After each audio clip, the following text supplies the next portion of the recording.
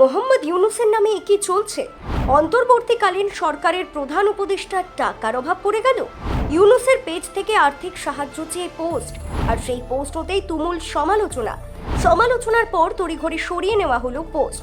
কিন্তু কেন এমন পরিস্থিতি হলো প্রধান উপদেষ্টার? কেন তার পেজ থেকে এরকম একটা পোস্ট করা হলো? দেখুন।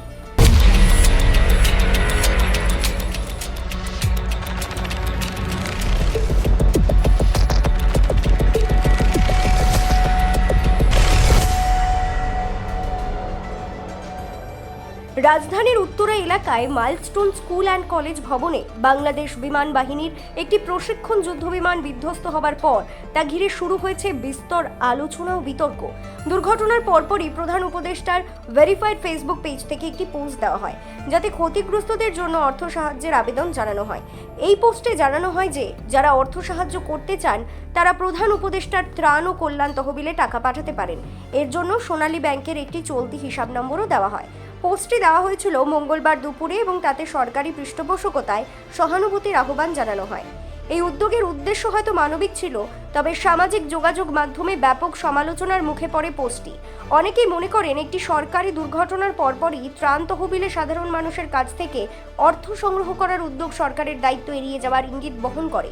সমালোচকদের মতে, যেখানে বাংলাদেশ সরকার হাজার হাজার কোটি কোটি টাকা বিভিন্ন প্রকল্পে ব্যয় করে, সেখানে এমন একটি দুর্ঘটনায় ক্ষতিগ্রস্তদের চিকিৎসা বা ক্ষতিপূরণের রাষ্ট্রের নিজস্ব তহবিল থেকেই সহায়তা করা উচিত ছিল। একজন ফেসবুক ব্যবহারকারী মন্তব্য করেন, সরকারের এত বাজেট থাকার পরও সাধারণ মানুষের কাছ থেকে টাকা চাওয়া কেবল লজ্জা। আরেকজন বলেন, যুদ্ধ বিমান সরকারের, দুর্ঘটনাও সরকারের, কিন্তু সাহায্য চাইছে জনগণের কাছ থেকে। তাহলে রাষ্ট্র কাদের জন্য? এসব মন্তব্য দ্রুত ছড়িয়ে পড়ে এবং সামাজিক মাধ্যমে ক্ষোভ ছড়িয়ে পড়ে।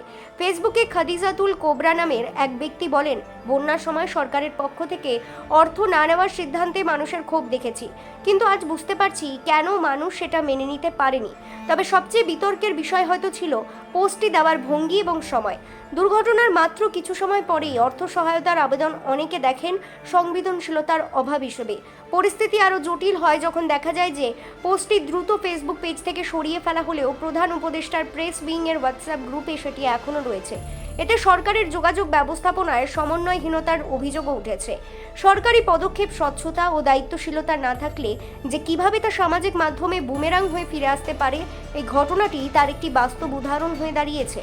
ফেসবুকে কেউ প্রশ্ন তোলেন যে সরকার কোটি কোটি টাকা ব্যয় করে বিভিন্ন মেগা প্রকল্প চালায়, সেই সরকার কিভাবে শিশুদের চিকিৎসার জন্য জনসাধারণের কাছে অর্থ সহায়তা চাইতে পারে?